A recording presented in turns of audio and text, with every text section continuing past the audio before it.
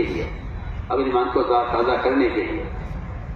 آپ دیکھ لیجیے نا، ایک نہیں، دو نہیں، تین نہیں، کئی صحابہ سے یہ بات ثابت ہے.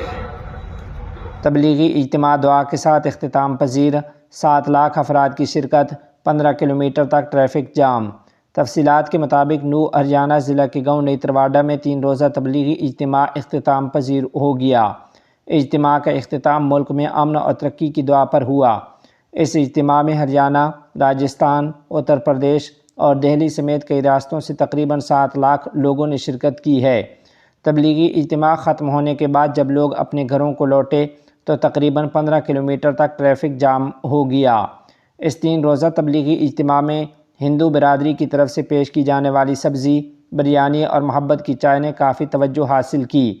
مزید برآں ہندو برادری نے اجتماع میں ہیلتھ کیمپ بھی لگائے. اجتماع کے دوران موبائل فون کے بڑھتے ہوئے رجحان کو روکنے اور بچوں کو بہتر تعلیم فراہم کرنے پر خصوصی توجہ دی گئی. تبلیغی جماعت کے سربراہ مولانا سعد نے اپنے بیانات میں واضح طور پر کہا کہ ہمیں برائیوں کو مکمل طور پر ترک کر کے نیکی کی راہ پر چلنا ہوگا. انہوں نے کہا کہ ہمیں تبلیغی جماعتوں پر توجہ دینی ہوگی تاکہ اسلام کی تبلیغ تیزی سے ہو سکے. لوگ نماز اور جماعت پر توجہ دیں. مولانا سعد نے کہا کہ برائیاں تیزی سے بڑھ رہی ہیں، لوگوں کو نماز کی دعوت دی جائے تاکہ زیادہ سے زیادہ لوگ تبلیغی جماعت میں شامل ہو سکیں. مولانا سعد نے خطاب کرتے ہوئے کہا کہ امت محمدیہ کی کامیابی صرف توحید پر مکمل یقین اور سنت نبوی صلی اللہ علیہ وسلم کی کامل پیروی میں ہے. انہوں نے کہا کہ دعوت و تبلیغ کا اصل اثر تعلیم، تربیت اور عمل سے ظاہر ہوتا ہے. ہمیں یاد رکھنا چاہیے کہ دعوت محض قول یا رسم نہیں بلکہ عمل کا نام ہے. جو لوگ خود دین پر عمل نہیں کرتے ان کی دعوت دوسروں پر اثر نہیں ڈالتی.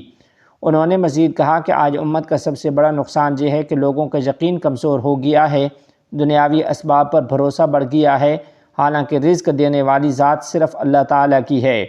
مولانا سعد صاحب نے کہا کہ ہمارا اصل کام دعوت اللہ ہے، یعنی لوگوں کو اللہ تعالیٰ کی طرف بلانا، نہ کہ دنیاوی ترقی کی طرف. اگر ہم اپنی زندگیوں میں نماز، ذکر، سنت اور اخلاق کو زندہ کر لیں تو دنیا اور آخرت دونوں سنور جائیں گی. انہوں نے کہا کہ جو شخص اللہ تعالیٰ پر یقین رکھے اور سنت رسول صلی اللہ علیہ وسلم کے مطابق اپنی زندگی گزارے وہی دراصل کامیاب ہے. یاد رہے کہ اجتماع کے موقع پر لاکھوں افراد شریک رہے. میدان میں روحانی اور پراثر ماحول تھا. علماء کرام اور ذمہ داران نے اجتماعی دعا میں شرکت کی جس میں پوری امت مسلمہ کی اصلاح اور امن و خیر کی دعائیں کی گئی ہیں. اس کا کوئی ماحول ہے، نہ اس کی کوئی اہمیت ہے سمجھی جاتی ہے. جبکہ خدا کی قدر حقیقت یہ ہے کہ اگر روزانہ مسلمان دعوت نہ دیں، میں بے تکلف آپ سے کہتا ہوں کہ آپ کے ایمان کا درجہ گھٹتا چلا جائے گا.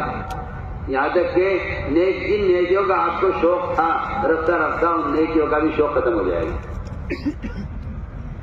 کیوں؟ لیکن صاف فرمایا حدیث کہ ایمان کی تجدید اس طرح ہوتی ہے اور ایمان میں کمال اس طرح پیدا ہوتا ہے کہ آپ لوگوں کو نیکی پر آمادہ کریں اور لوگوں کو منکر سے بچانے کی کوشش کریں.